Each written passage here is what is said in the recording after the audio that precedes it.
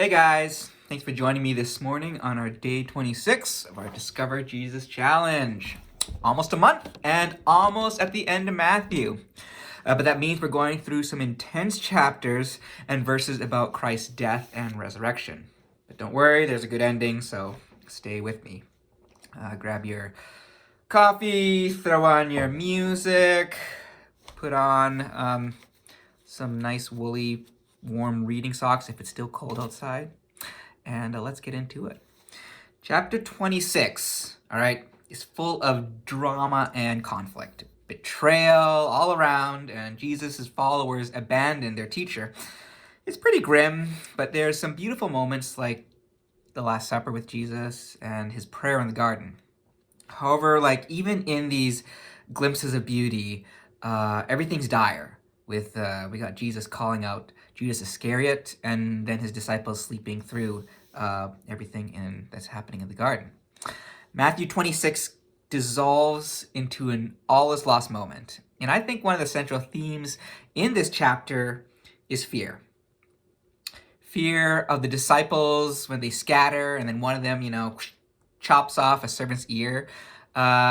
The fear of the mob and their uncertainty of who Jesus is, getting all riled up and arresting him.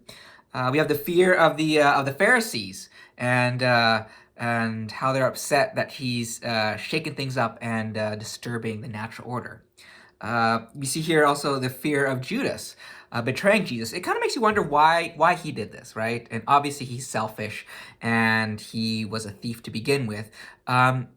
But even that kind of brings back to irrational fears of surviving and not being able to provide for oneself, so you'll just take something.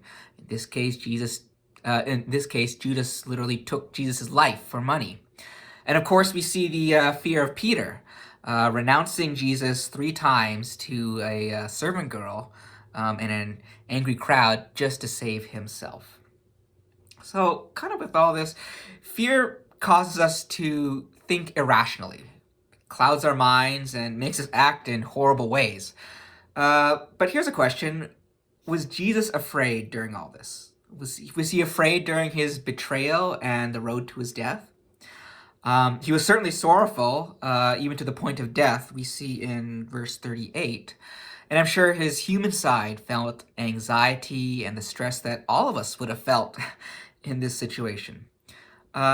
But Jesus didn't react like anyone else in this chapter. And I'm going to read verse 53 to 55. Do you think that I cannot appeal to my Father, and he will at once send me more than 12 legions of angels? But how then should the scriptures be fulfilled that it must be so? At that hour, Jesus said to the crowds, have you come out as against a robber with swords and clubs to capture me? Day after day I sat in the temple teaching, and you did not seize me. But all this has taken place that the scriptures of the prophets might be fulfilled. And all his disciples left him and fled. I want to highlight that point where he says, all this has taken place that the scriptures and the prophets might be fulfilled. In all this, Jesus did not act in fear and in the midst of fear. He literally let things happen. Why? Because even though he wasn't in control, his Father, God, was in control of this horrible situation. And that this was actually all meant to be. And it was all part of God's plan. So perhaps the next time you have a bad moment, a belly of the whale day, or you feel fear and anxiety rising, I hope you can find some encouragement with Jesus and what he did and what he said in his own darkest hour and how he responded. He responded that although he wasn't in control, God was, and he knew it. He believed it. It was all meant to be.